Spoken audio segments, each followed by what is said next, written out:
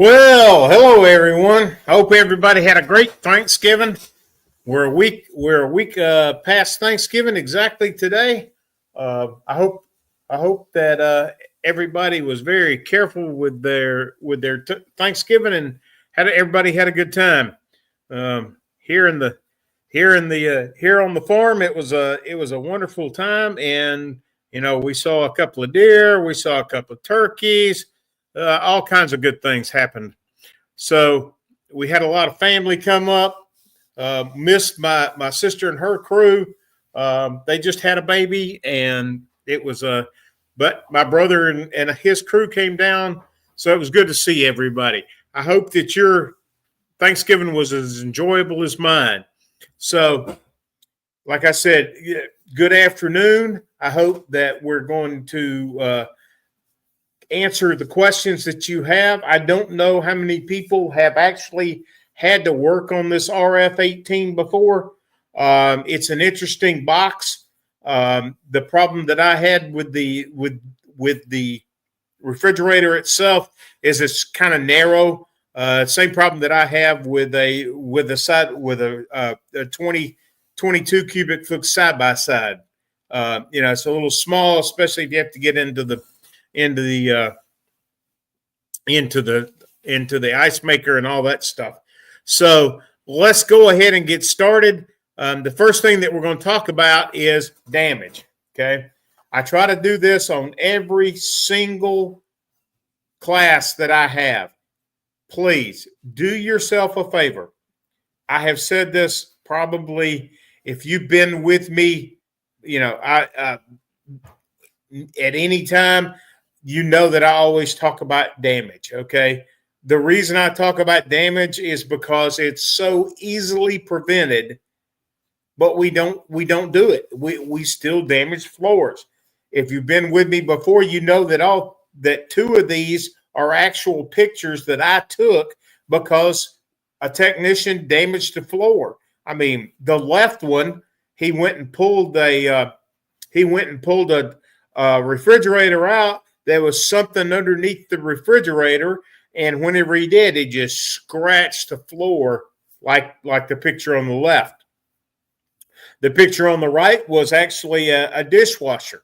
The guy pulled out the dishwasher. He had no flooring protection down on it. So what did he do? He caused about almost $1,000 worth of damage because I had to have a guy come out, replace that piece of flooring. I think it actually cost me a little bit more than that. But anyway, it was about $1,000 was the initial estimate. The picture on the right is one that came out of a magazine. That picture is actually water damage, okay? So we're dealing with damage with the two damages that we really have got to be very careful of. That the one on the right is water damage. Whenever we're pushing a refrigerator back, if it's got an ice maker in it, by George, we got to make sure that we have the line put in properly and that we haven't kinked any line. And if it's a copper line that and it has a ferrule, that whenever we pushed it back, we didn't cause an issue with that. So, like I said, this is something that's easily preventable. You as a technician, it's your responsibility to protect yourself, your company, and the customer. We've said this at least 1,000 times that we have. So it's real easy. If you look right here, if you look at the picture on the right, that's actually I'm sorry, the picture on the left is a range, okay? But I can use the same thing for a refrigerator. The picture on the right, this is just a roll up flooring protection. I did have a technician that I rode with one time, and he had the neatest little set. And if you go to Encompass, look and see if they can't give you this set. This was a guy in Dallas. this set actually went together like a jigsaw puzzle. So it was great because, you know, it shortened it down to about 3 feet. So it was really short. The ones that I used to have in my truck, I started out with the one on the left. I quickly realized that that was not a good thing for me because as it rides around in the back of the truck, it scratches and it causes just as much damage as as if I didn't have it. The one on the right, I rolled up. It came in a little bag. It was nice. It kept it from getting hurt. Didn't damage the unit itself. So I used that for the rest of my career. Okay, I couldn't afford, and I never had a boss that would actually spring for the one on the right. Whenever I was a technician, this right here was about almost $1,400. They come way down. They're about 800 and something.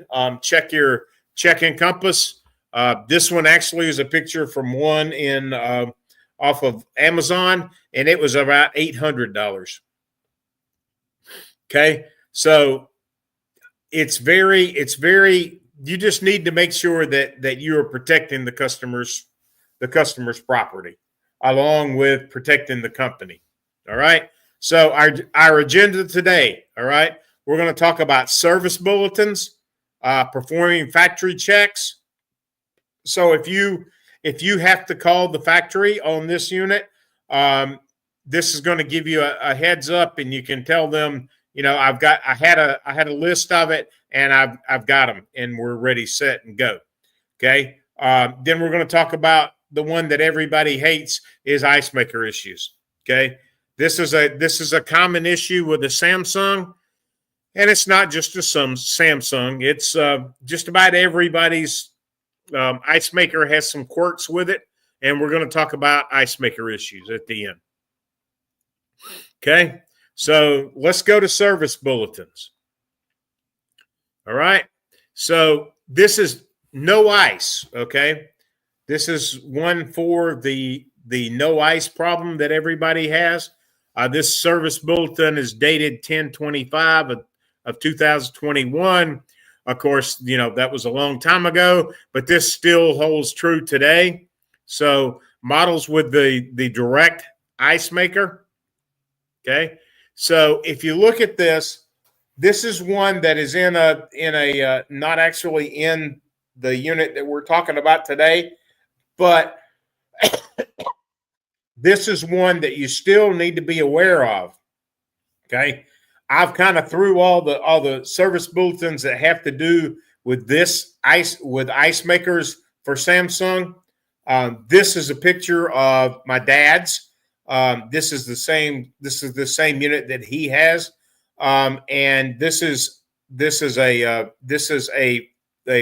3-door refrigerator. Okay, so there's one for a 4-door, same thing, but this is one that the ice maker sits in the refrigerator section. Okay, so let's talk about this. No ice, frost on the ice maker room, the side panels underneath the ice maker, the air duct, and then here's a picture of it. Shows you what this is with the ice bin removed. Shows you where you can look. So one of the things that you have to check for is insufficient defrosting.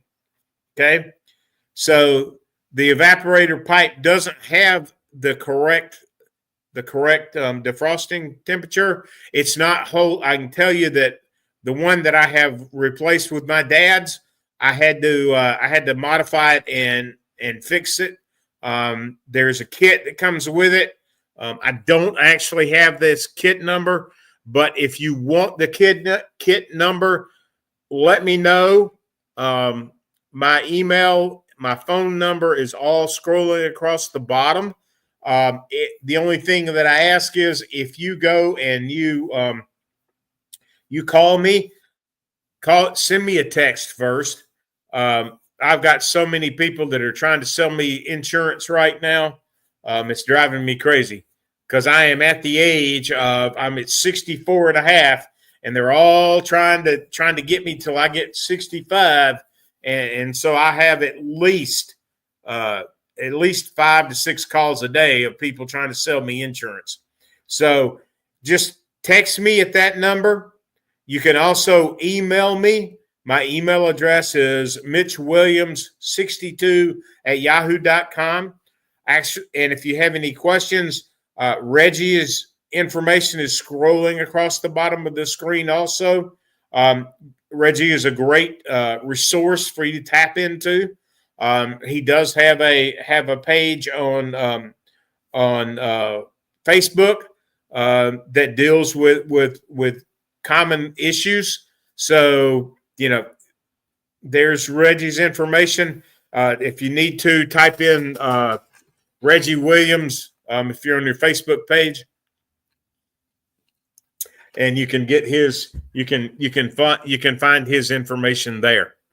Okay, so, but the problem with this, there's actually 3 problems. If you look on the bottom left side, the new kit, the kit that I'm talking about, comes with this on the bottom left.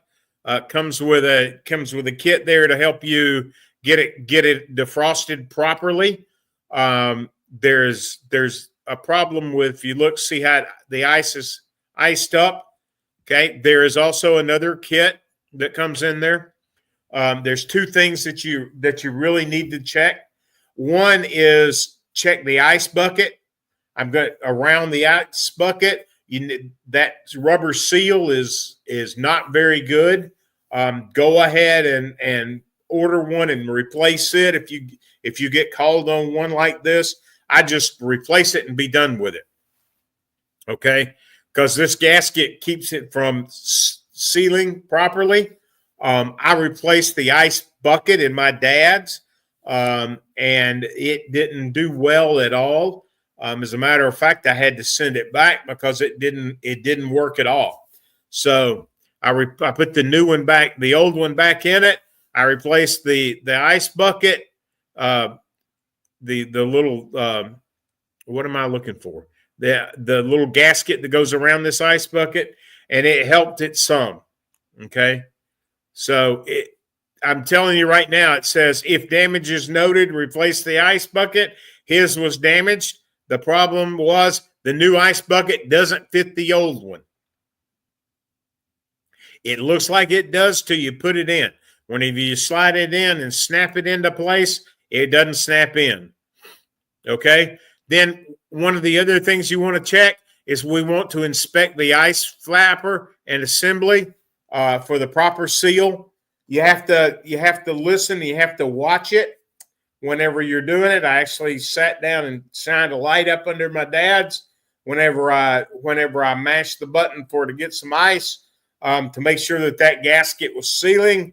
That is a common issue, that gasket does not seal properly. Then you have to disassemble the whole thing, okay, and the whole ice in the door dispenser, and you have to just take it all the way apart and put it back together. Okay, like I said, this says inspect the ice bucket flapper, ensure the rubber is still soft and pliable, has no tears or rips, and that the flapper is in fully closed position when out. That was what I was looking for. Also, inspect the ice dispensing open for cleanliness. If there's a buildup, then I'm going to have to make sure that I clean it. All right. So the next thing that we have right here is we're going to remove the unit I'm going to remove the unit from the forced defrost mode, and then unplug the unit, then prevent the cooling loop from frosting up until the surface is repaired. And then that's just something that you need to do. Is that totally necessary? I would say no, because I've done this one and I never unplugged it. It didn't take that long for me to pull it out and put it and pull the whole ice maker out and put it back in. The only thing is you have to be super careful, because if you break this loop that goes around the bottom of this ice maker, you have destroyed the ice maker. Not only have you destroyed the ice maker, you have bought yourself a refrigerator. Okay. It says you must remove all ice from the ice room in the auger area using a steamer. Well, this is from 2021. They're telling you now not to use a steamer. I still do, but that's me. Okay. Then one of the other things that you can do is we can disassemble the auger drain. This is the problem that I can tell you was one of the problems that my dad had. We had to fix it. Do not order the entire auger assembly unless you find a defect such as a damaged fan or the motor or physical damage. Okay. So as it says right here, I'm going to remove the screen. You see right there, there's a circle around that. We're gonna pull it out. Then we're gonna look at it. You're looking at that area right there on the very bottom on that third slide from the left. Okay. Then you're gonna pull all of that out. After you do that, you're trying to make sure that whenever you get ready that everything is sealed properly.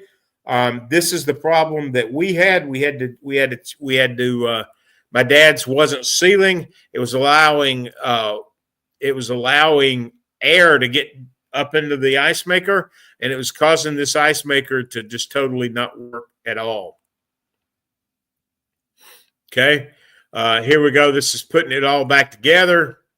You can see that right there. Okay.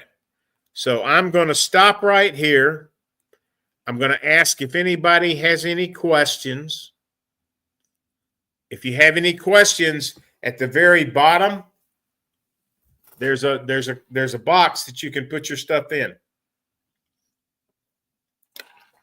I'm going to hang just a minute to make sure that we don't have any questions.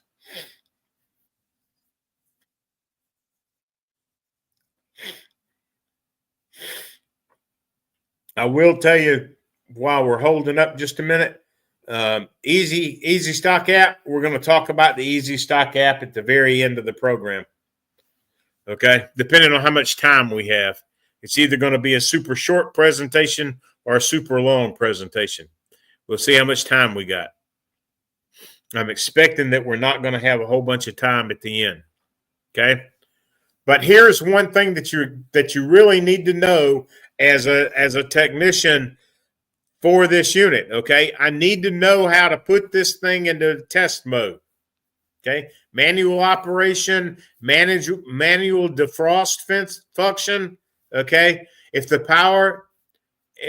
power freeze key and the fridge key on the front of the panel are pressed simultaneously for 8 seconds, the test mode will be activated, and all displays the front panel will be off. Okay. If any key on the front panel is pressed within 15 seconds after changing to test mode, it will operate the frequency. It will operate the sequence below: manual operation, manual defrost of the refrigerator, and then manual defrost of the freezer. Okay. Then if I press the cancel, it cancels everything off. So what I'm going to do is I'm going to press those two buttons, the power freeze and the fridge, and I'm going to hold those. And then once it goes into test mode, it will show this display that you have right here. Okay. So the frost-free blinks on the display. It indicates the refrigerator has entered a manual operation. At this point, the buzzer beeps as an alarm. If any key is pressed once a test mode, FF blinks in the display and indicates the refrigerator has entered a manual operation mode. Mode number 1, the compressor runs. It runs at 300 3,600 RPMs. If any key is pressed one more time, FF2 blinks in the display, and it indicates the freezer has entered a manual operation. The compressor runs at only 2,450 RPMs.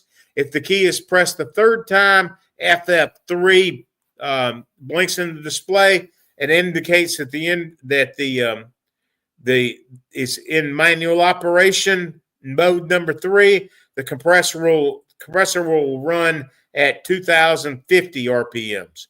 When manual operation mode changes, the buzzer beeps as an alarm.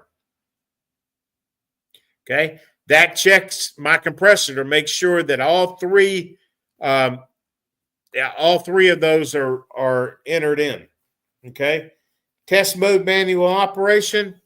I get the AC.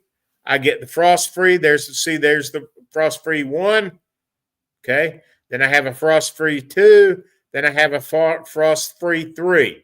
This is a picture of what happens if I keep pressing the buttons. Okay, if the manual function is selected, compressor will run once without 5 minutes in any mode. If the refrigerator was in the defrost cycle, the defrost will be stopped, then the manual operation will begin. Be careful if the manual operation starts at the same time that the compressor turns off, as an overload could occur. So if I'm not careful, I can cause the compressor to go into a manual overload, which will cause where I'll be able to, if I'm listening closely, I can hear it pop, and then it won't come on for 3 minutes. Okay, so if I go to 1-3, manual operates it's the manual operation of the compressor. The frost-free fan operates simultaneously for 24 hours, and the fresh fruit compartment will be controlled by setting the temperature.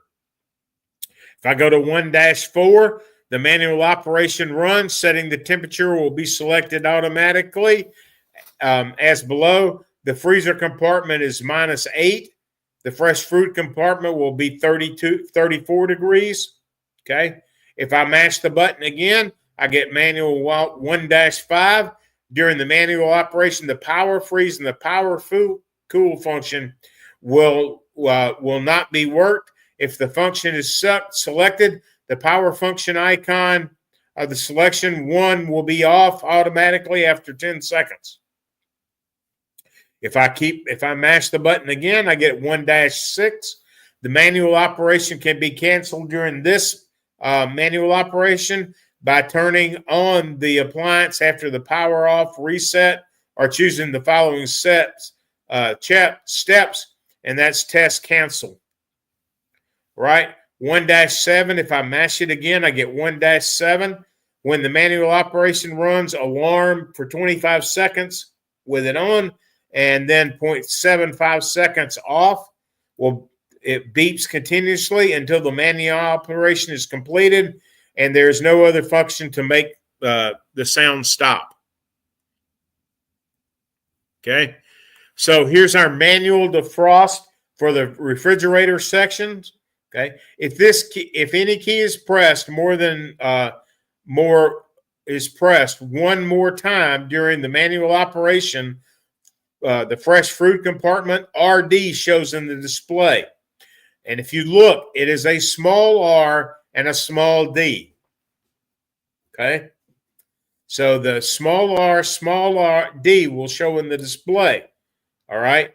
That will put it into a manual operation, will be canceled at once, and the fresh fruit compartment will be defrosted.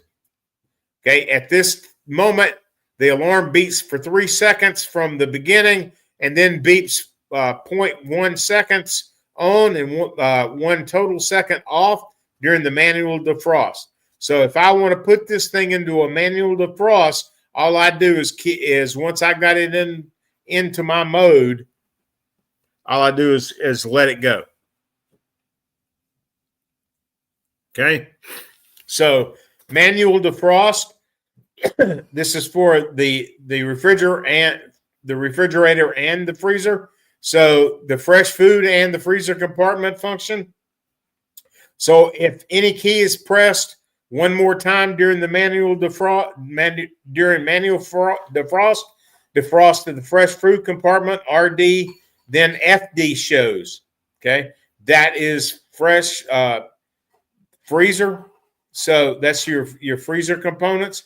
If any key is pressed one more time during the manual operation, mode 3, F3, FD shows in the freezer display, and then the fresh food and freezer compartment defrost.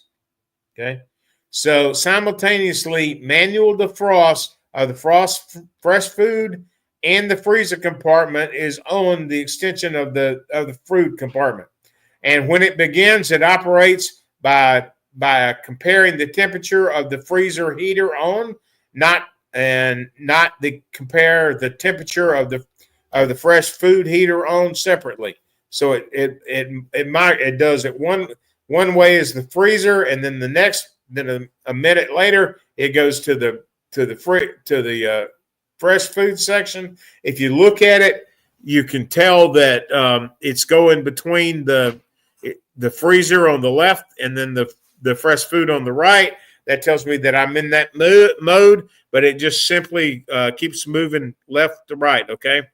So it tells you that the alarm beats for 3 seconds from the beginning and then beats 0.5 seconds on and 0.5 seconds off. This is very annoying when you reach this. Okay, I'm going to stop right there. We're gonna ask if anybody has any questions right now.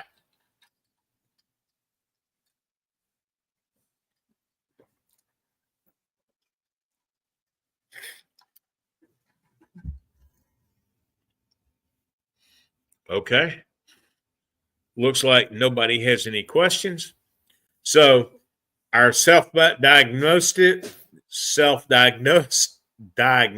function during normal operation, if the power freeze and the power cool keys are pressed simultaneously for 6 seconds during normal operation, the temperature setting display will operate for 2 seconds, all off for 0.5 seconds each. If the power freeze key, power cool key are pressed simultaneously for 8 seconds, includes the 2 seconds above, the diagnostic function will be selected. At this moment, the self-diagnostic function will start with a ding-dong sound. If there is an error, the error display will operate for 30 seconds and then return to the normal condition whether problem is corrected or not. The buzzer sounds ding-dong. Refer to the self-diagnostic checklist. Okay. Input by button is not accepted during the self-diagnostic function. So I've got nothing that I can do but go into it. Once I go into it, I can exit out of it. Okay. So if the power freeze key and the freezer key are depressed simultaneously for 5 seconds during normal operation, this puts this in to display mode. You call it also exhibition mode. Okay, it'll start with a ding dong. You may have a customer. I have gone in and the customer called and said, "Hey, I don't know what happened. I got lights. I got all my food is thawed out. I don't know what's going on. This was the problem." Okay, it was the customer had wiped some stuff and they had actually pressed those 2 buttons and it put it into the display mode. Okay, if the power freeze and the power if the power freeze key and the freeze key button are pressed repeatedly, exhibition mode will be canceled. So if you have a customer that tells you that, this is how you fix it. You tell them to do the exact same thing. You hold it for, instead of whenever you get done, you press it repeatedly. Okay, it exits it out of the it takes it out of that mode. Okay, so if the exhibition mode is selected and all the functions, display, fan motor, etc., operate normally, but the compressor does not come on. Okay, that's display mode. If the fresh food and the freezer compartment sensors are higher than 149 degrees during exhibition mode, okay, will be canceled automatically and cooling operation will be returned. That is really hot, though. That's 150 degrees basically is what it takes to pull it out of that mode manually. Okay. Operation content of the exhibition mode. All functions are like the display. The fan motor operates normally, but the compressor does not operate. Okay. That is, like I said, this is something that I have had a customer call me on, and I was able to walk them through it and got them back into the regular mode operation, and they were good to go. Okay, so if the freezer key and the power cool key are pressed simultaneously for 12 seconds during the normal operation, the fresh food and the freezer compartment's display will be changed to option setting mode. Okay, so here's my troubleshooting. If I'm trying to figure out what's the matter with this, okay, and I have pressed, if I have pressed those buttons, and it was, once again, it was the power cool and the freezer, it takes 12 seconds. This is the longest 12 seconds of your life. Okay, so this is what it tells me. Okay, my code down, my code up, my power freeze is the code down, my code up is the freezer button. That tells me what my code is. That's an 8. Okay, the reference value is 8 minus. My reference value up and my reference value down are right there. So the key control method after changing into the option into this diagnostic mode, if the freezer key and the power cool key are pressed for 12 seconds, that's exactly what happens. And then I need to go through and check all of my codes. Then I'm going to give you all the codes later on. Okay. So the power freeze is, like I said, the code up is the code. The power freeze is the code down. The freezer is the code up. Then in the display that shows me my code. Then on the refrigerator section, I get a reference value, and then I get a reference value up and a reference value down. So that's on the fridge side. So that's what those mean. All right. If the display changes to option setting mode, all the displays will be off except for the freezer and fresh food compartment temperature display as below. So it shows you right here. Okay. Fresh food and freezer compartment is explained only because all options are operated with the same method according to the option table. Okay. So if, for example, if you want to change the freezer compartment standard temperature to -6 by operating this as follows, the function key is for changing the standard temperature in -2 degrees Fahrenheit of current temperature of the freezer compartment. If you make the change, the temperature lowers to -6. By the option, the standard temperature will be controlled. It'll make it not -8 Fahrenheit. Therefore, you will have changed the setting of the temperature to -2 degrees Fahrenheit on the panel. The appliance will be operated with a -8 degrees. Is what will happen. That's what it will show as a temperature in the unit. If I take and put my thermometer in there, it should lower it to -8. Okay. The standard temperature is controlled from the -6 display. Okay, basically the option function has been cleared. The data process, therefore, all values are 0, but check the quality information manual or specifications because the settings value could be changed partially for the purpose of improving quality at mass producing process. So they could have changed it at the factory. Okay. After changing to the option mode, the fresh food compartment 0 compartment will be displayed. Basically, the freezer will be 0. Could be set at the shipping process, but the values could be changed for the purpose of improving quality in the mass production. So at the factory, they're going to change. They could have changed it. So if the freezer compartment 4 is set at the below the freezer compartment code is 0, is the standard temperature of the freezer compartment will be lower than -6 degrees Fahrenheit. So if you look at the picture there, it shows you what they're doing. If you wait 20 seconds after completing the setting, the microcom will be reset the value to the EEPROM, and normal display will be returned, and the option setting will be canceled.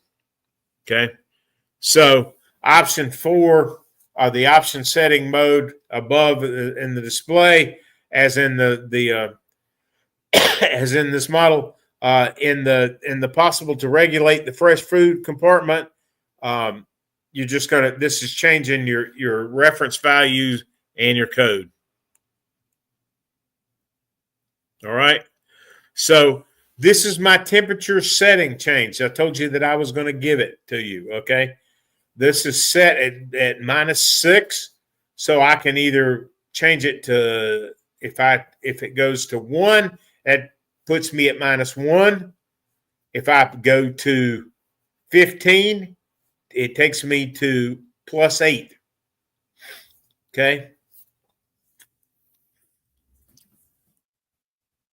If you want to change the freezer standard temperature to -4, I want to go -2 on it. So my reference number, like this one, if you look at the top, so this is freezer temperature self.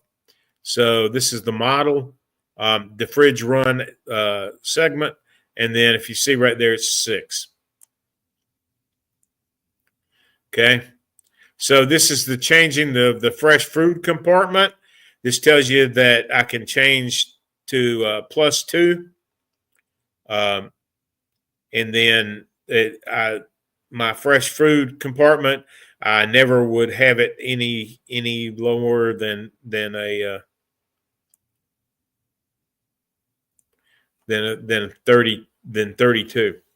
If the ice sensor has trouble, so if I think the ice sensor is going bad, okay, this is what I do. At my start, I'm going to go as the main PCB connector C90 instead. Is it installed correctly?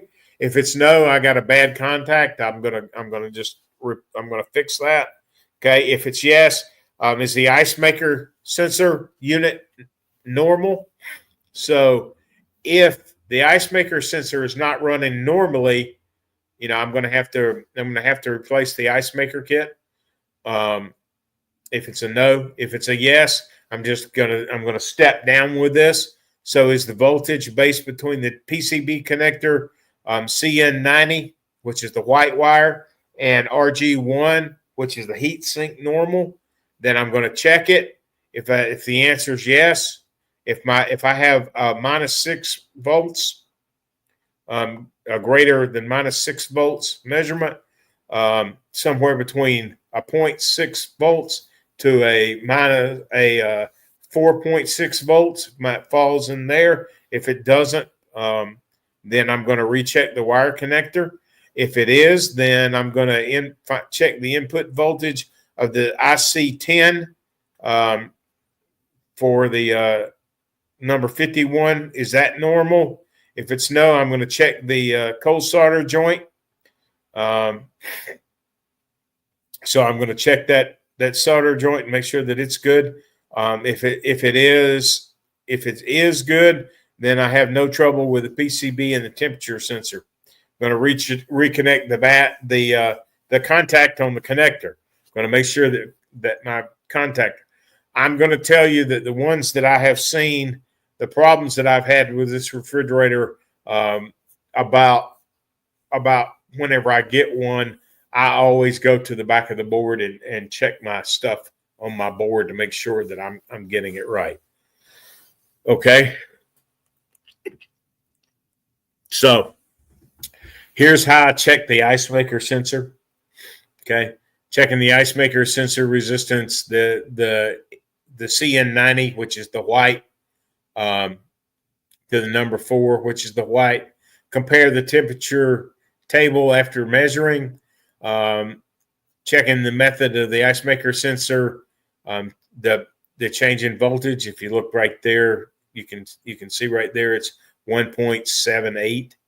Okay. So I want this. I'm gonna check the measure of the voltage of the sensor point at number 6 on the PCB and CN90, which is the white heat shrink. Compare the temperature table after measuring is the voltage of the CN90 heat shrink and the common ground. So I have to find the information out on that. If the refrigerator sensor has a failure code, this is what I want to do. Okay.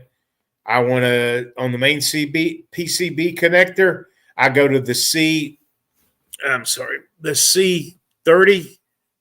Is that inserted correctly? I'm going to go to the bad contact of the compressor. If it's no, I'm going to fix that bad contact. If it's yes, is the refrigerator sensor unit normal? So I have to check the voltage. Should be somewhere between 4 to 5 volts. I'm sorry, it's 4 to 0.6 volts.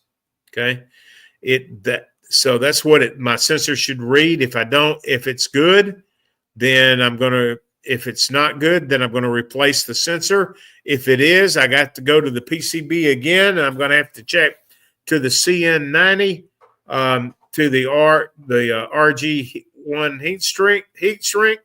If I measure 0.6 volts to 4.6, recheck the wire connection. If I don't get that, if it's yes, then I simply go to the voltage to the ICN connector to the number 53. Is that normal? No. Then I'm going to check the cold shrink joint solder. All right. So I'm going to stop right there. I realize this is a whole lot that we just have asked you to grasp. This, if you have any questions, this will be on the website, and you can review it, and you can actually go and check it. Okay, so we're going to keep moving because we have a whole lot to go through. Okay, so here we go. This is exactly how you do it. So there's your pin connector that you're going to be measuring. Now I will tell you that I don't use these types of for my clips. I have gone to Amazon and bought myself this set, and I can actually get in and hold that, because that is not going to be a reliable check of the voltage. Okay, so I always tell people, hey, go ahead and invest a little bit. I can take and insert that with the clip. See where the clip is right there?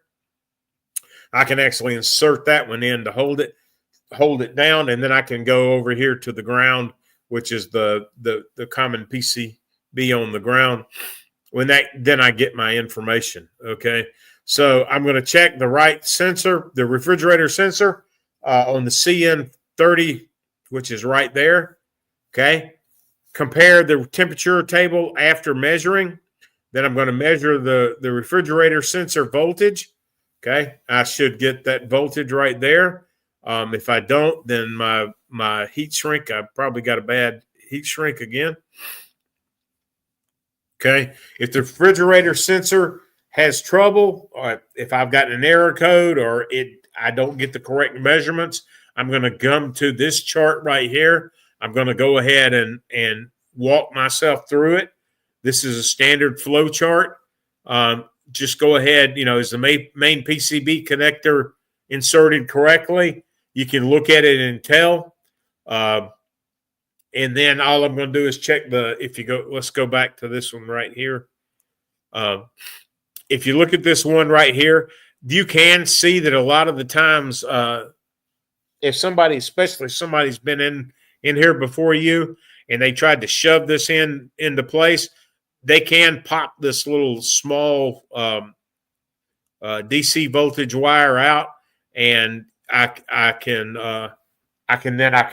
to take that wire off, replace it, push it in, and then that'll make it work.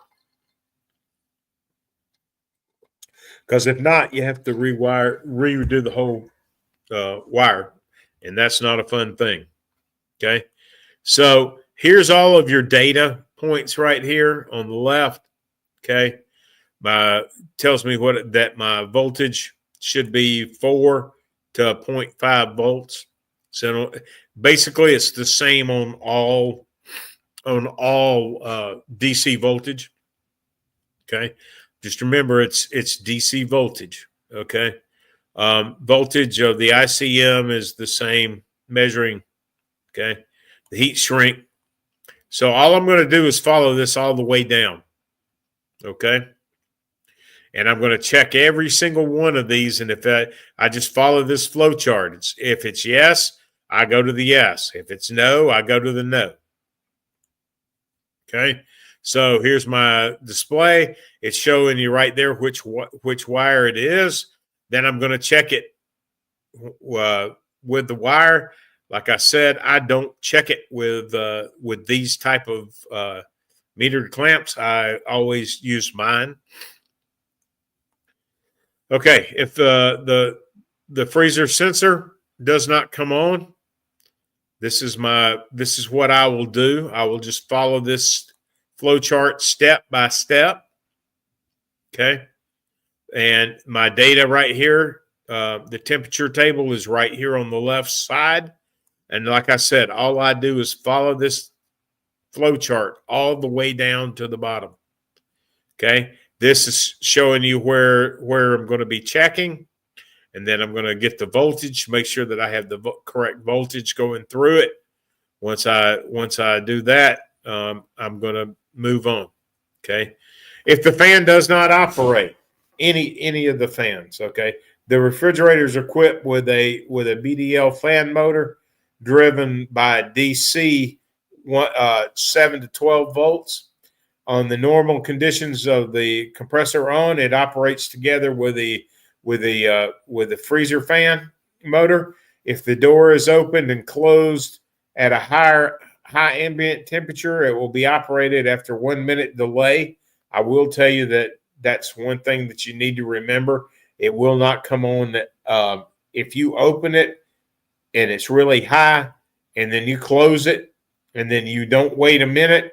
Whenever you open it again, the fan motor may not be coming on. Okay, so I need to wait for that time, and then I can open the door to see if the fan comes on. Okay, so once again, this is just stepping you through my fan motors. The thing that I tell people is if I'm checking it at the board, I measure my voltage in. If I got voltage coming in, then I go to the other side and I measure my voltage out. If I got the voltage coming out, I may have to pull the fan motor from the inside. I'm going to check and see if I have my voltage coming through because I have on these, I had a technician call me, come to find out his problem was that somewhere in the box, he was not getting any voltage to his refrigerator fan. And he had it at the board, but it dropped somewhere in the box, and he did not have it at the motor. Okay, so I'm going to have to check it through those. And once I have checked it all the way through, I can if I've got that and it doesn't work, then of course the fan's bad.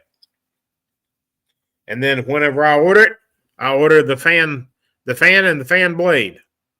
Okay. If I have an error code, water is automatically supplied to the ice maker by the temperature and time, and the ice maker dispenses. Okay.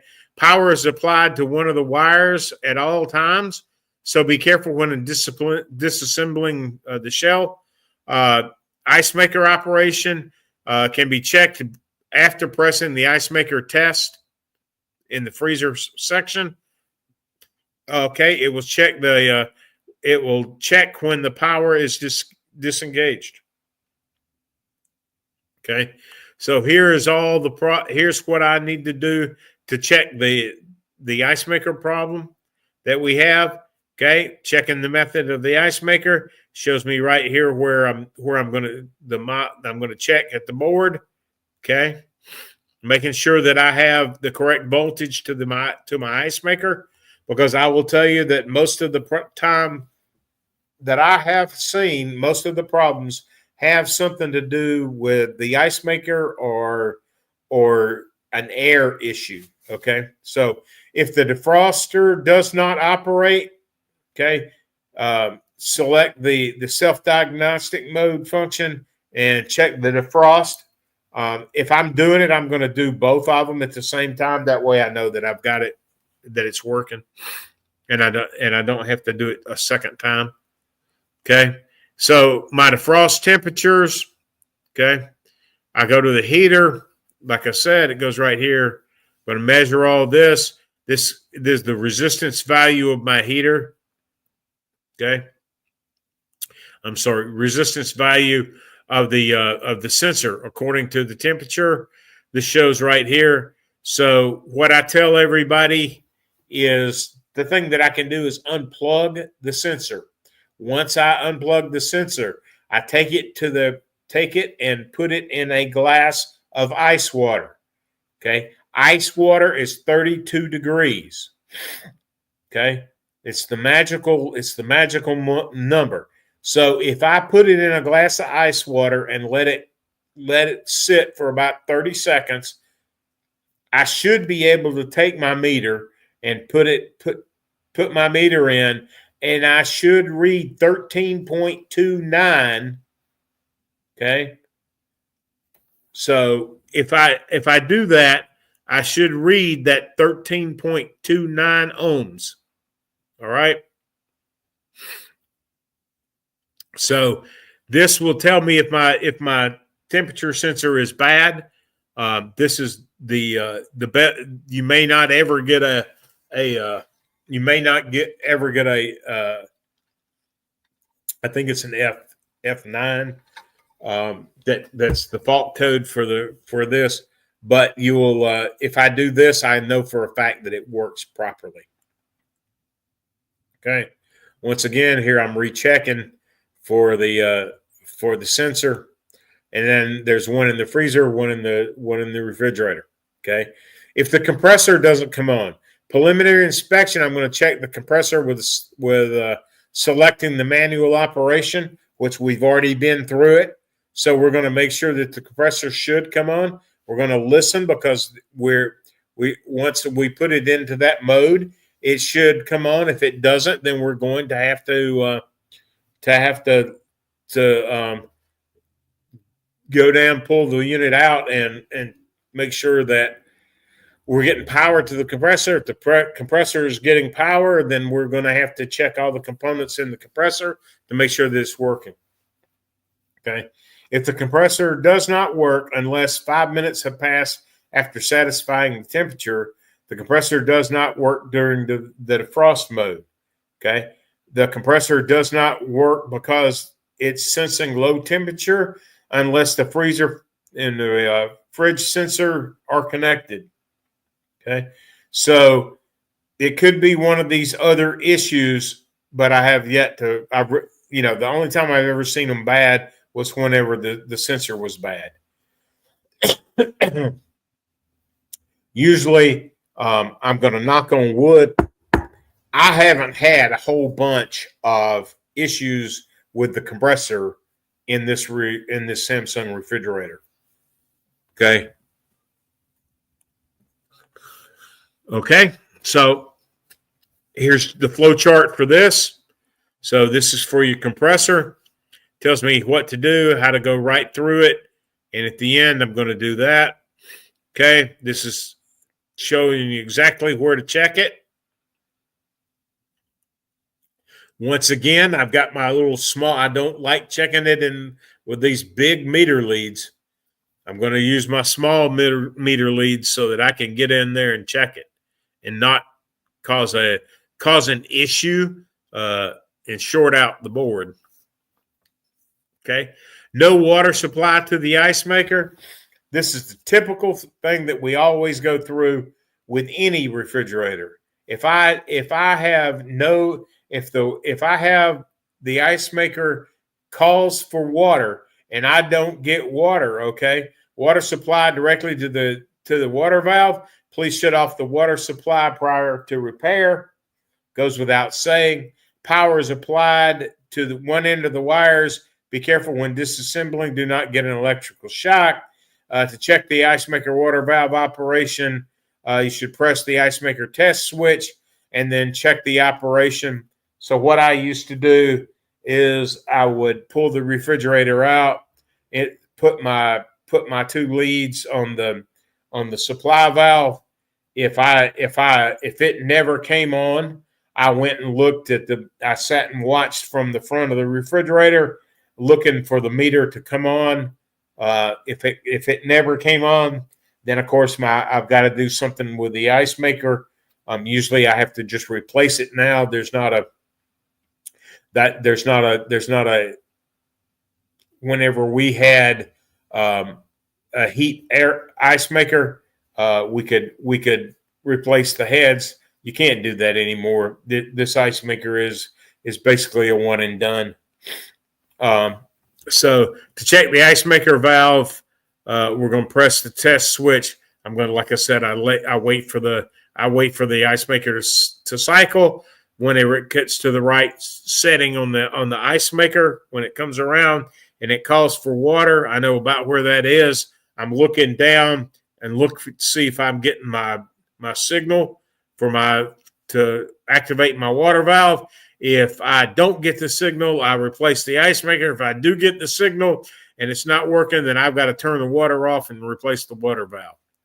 Okay, this right here is a wiring diagram. I apologize for this whole refrigerator. Okay, I apologize. I got it as small, but where you could read it, and this is the wiring diagram that's left. Okay, this is the one that it's not as good as I wanted it to be. Usually these are on the back of the refrigerator. If they're not on the back of the refrigerator, they're usually tucked into a compartment underneath the refrigerator.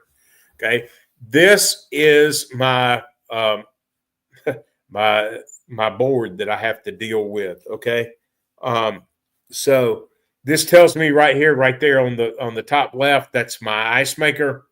The CN, that small one there, is the sensor, the ambient sensor. Okay, the CN30, which is the next one down on the left. Okay, that's the sensors and the switches. So that's the freezer door switch, refrigerator door switch, the refrigerator sensor, and the refrigerator defrost sensor. Okay, then I've got my freezer defrost sensor, just like I have for the refrigerator. And then, of course, the number 7 pin is the ground, and also the number 8 pin. Okay, these are what usually that's the first things that I check as a technician. I check the sensors. They cause issues. Usually, if the refrigerator is 5 or 6 years old, that's where I start. Okay, I got to get my power out of my board. If I've got power out of my board, then I have to check the sensor, and I'm going to see if my sensor is working properly. Like I said, I put it in a glass of ice water.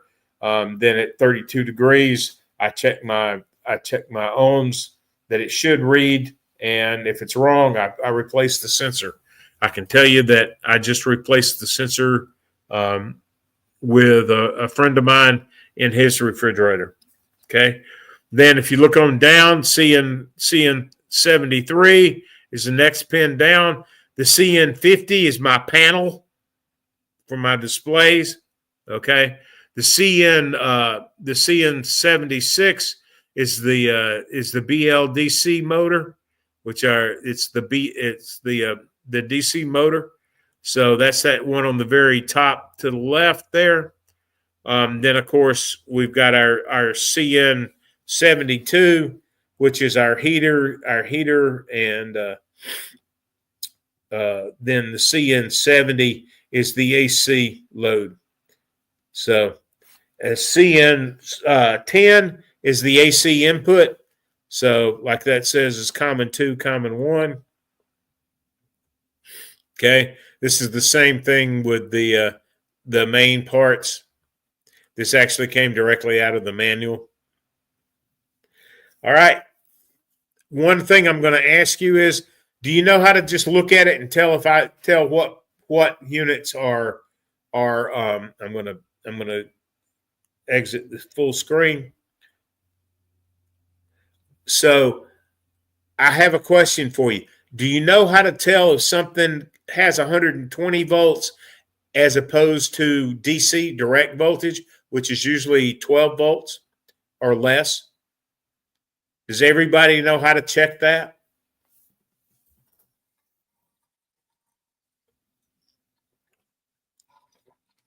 Give me a thumbs up or a thumbs down. If we need to, we can go through. Okay. Let me tell you just quickly, if the wire is a larger gauge wire, okay, that's going to be an AC. If it's a small gauge, it's a DC. Okay. That's just a quick thing for you to check. All right. So let me go back up here. We have a whole lot to get through still. All right, these are again pictures of the board. I thought that we had just gone through all of these. There we go.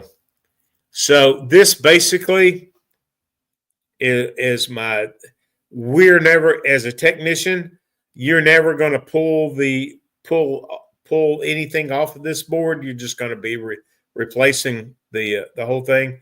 Like this Micom, you can unsolder it and resolder it. Just replace the board. Okay, so here is a freezer, and this is what it looks like whenever I pull everything out. You're going to have to pardon me. I'm having an allergy attack, and it causes me to be very itchy all over. So I'm going to tell you two things that I would do if I were you. Okay. In this unit right here, you can see right here that it kind of has a weird frost pattern. What are some of the things that will cause a weird frost pattern in a refrigerator? Okay. One of the things that will cause a weird frost pattern is it's low on charge. Okay. So if I think that I'm low on charge, that's the last thing I want to do is have to pull all of my gauges out and pull all of them up. So I'm going to check a few things that I'm going to do before I go to it's low on charge. Okay. One of the things that I will tell you right now, there is an issue, and they're not going to tell you this, but whenever this sensor on the defrost sensor that kicks it back in, I can have sometimes I have a problem, and it's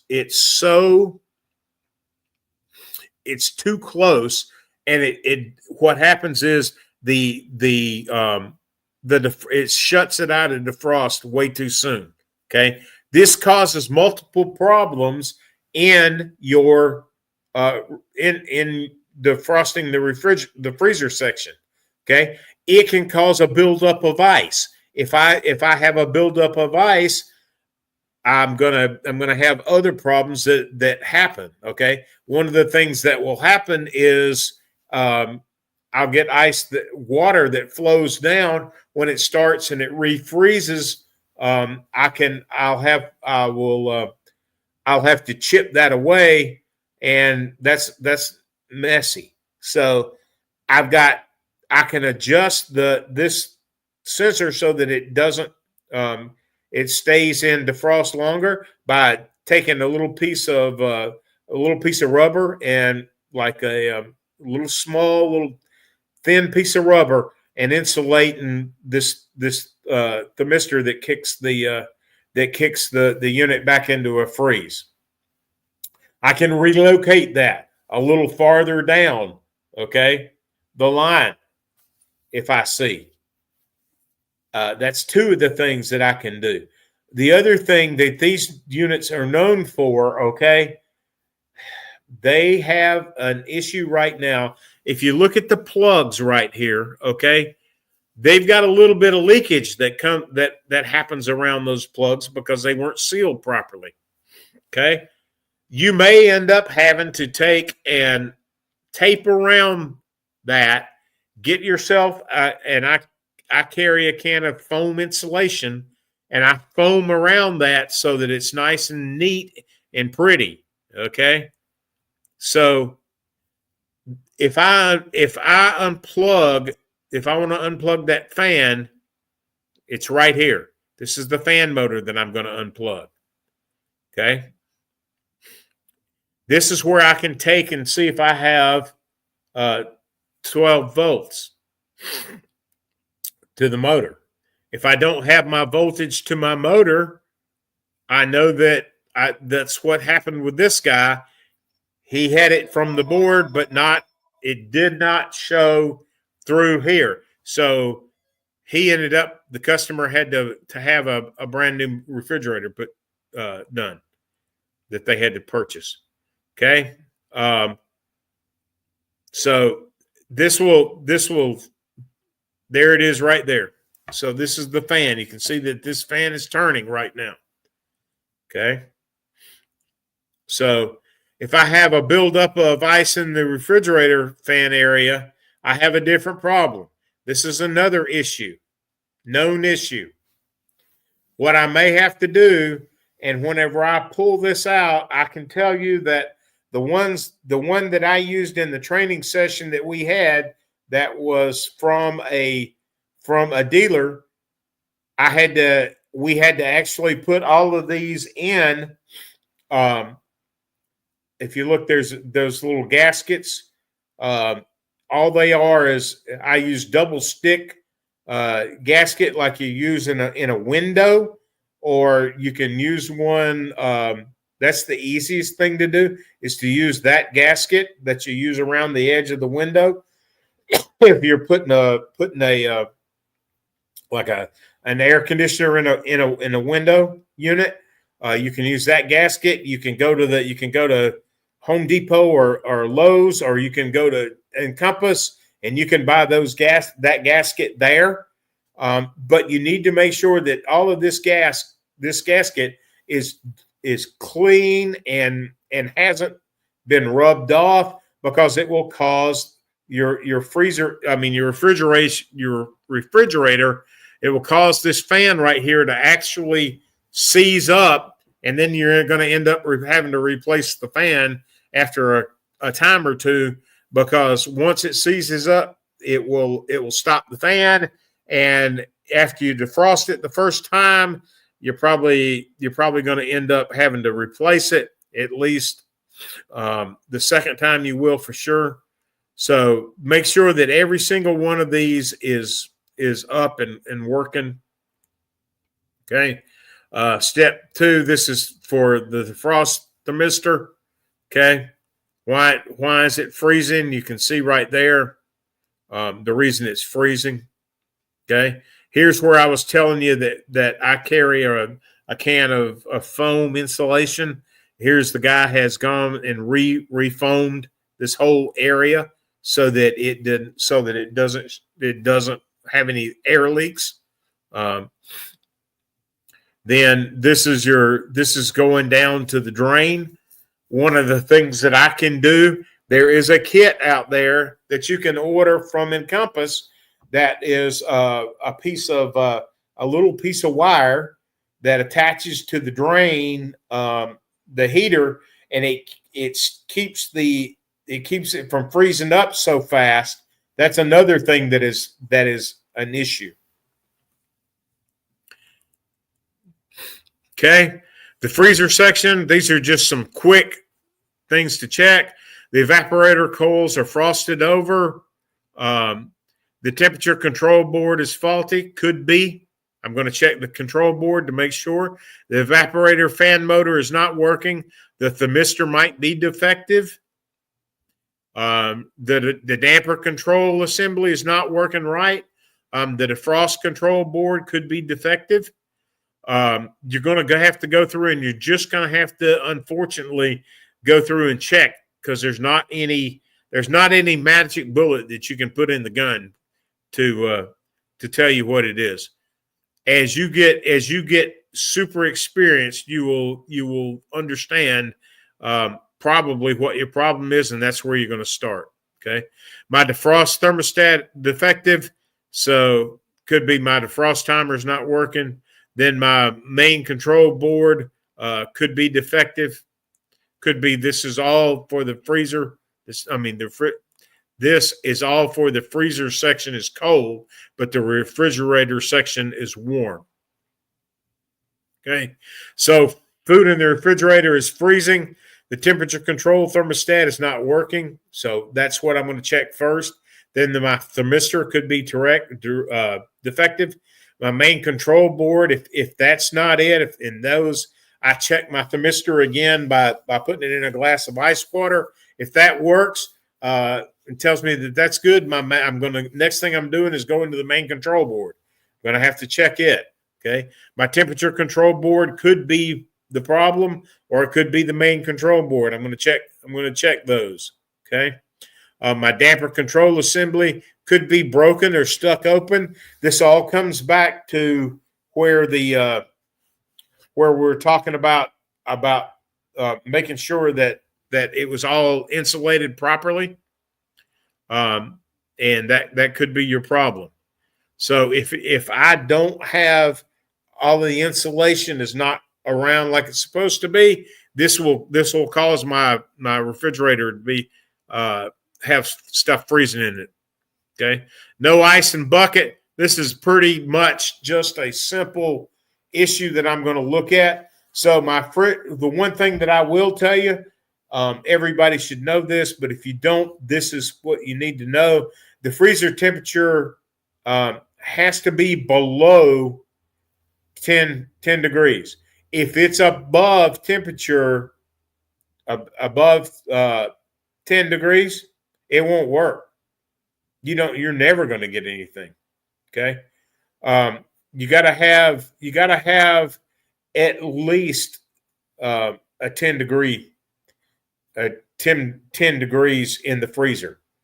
Okay. It should be at 0, but some people don't like it that way. Okay.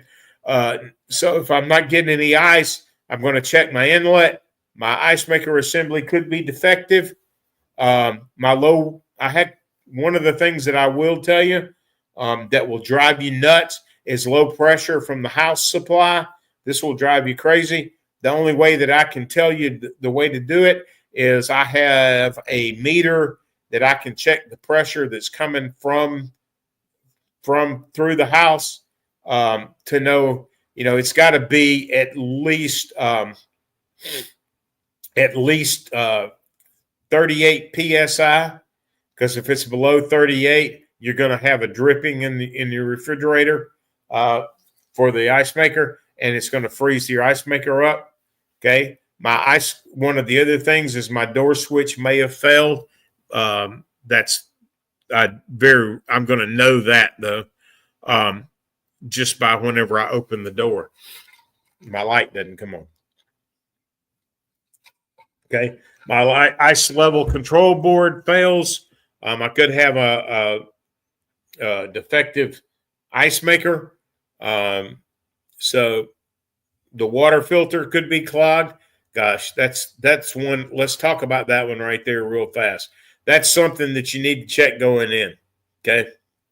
I will tell you that I had a girlfriend that thought that she didn't need to replace the water filter. Went for about a year. I kept telling her, by the way, I wasn't living with her. So I kept telling her, you need to replace the water filter, because if you don't, it's going to quit. You're not going to get any ice, and then you're going to be calling me, and you don't want me to come out for that, because that one I'm going to charge you for, because I've already told you half a dozen times to change it. Okay. This is ice maker operation. So all of these ice makers for this unit have a test button. Okay. That will, if I mash that test button for about 3 to 4 seconds, it'll start to cycle the ice maker. Okay. If the ice maker cycles and I don't get water, I'm going to check the water valve. If it won't cycle at all, I know that I got a bad ice maker. But I press this test button, and that will tell me. Okay. So this is the end. We're behind. We're already at an hour and 17 minutes. But let me ask you, does anybody have any questions? If you do, please put them in the box. And I know that some of you guys are on a call in a house, and you're trying to listen. This class will be available probably tomorrow. Is how long it'll take them to get it transferred over on the Encompass site. But if you have any questions, my information was scrolling across the bottom. It still is. And then we're going to spend about a minute and a half on the Encompass. Excuse me just a second. Same thing. Yeah, I understand. Driving and listening. Thank you. Just don't be answering and driving. I actually got stopped by the patrol for that. So the highway patrol takes a very dim view of that in the state of Georgia and in the state of Alabama for me to be on the phone driving. So please be careful. So let's talk real quick about the Easy Stock app. Okay. If you have an account, you need the Easy Stock app. This is the greatest app since sliced bread. I am not kidding you. This is an app that will keep track of my parts. It will help me. I can actually reorder parts before if I set it up in a certain manner, it will actually order them for me, and I don't have to worry about it. If I have a specialty tool that I don't have on every truck, I may actually log that into my Easy Stock app. One of the other things that the Easy Stock app will do is it will give me a printout of my however many parts that I want. My top 50, that's what I carried in my van, was my top 50 parts. Okay. It will do that for me. This is the best thing that I've seen in years. I wish that it had it. There are other apps out there, but guess what? They charge you. This app is free. One thing that I can say about Encompass, they want you as a technician to be the best that you can be. And we all know that if I have to make a second trip to the house, I have lost money. So I'm gonna stop right there. I hope that everybody has a very safe afternoon, and that that you have a great weekend. So everybody have fun. We will see you probably Tuesday, hopefully. We'll talk to you later. Have a great day.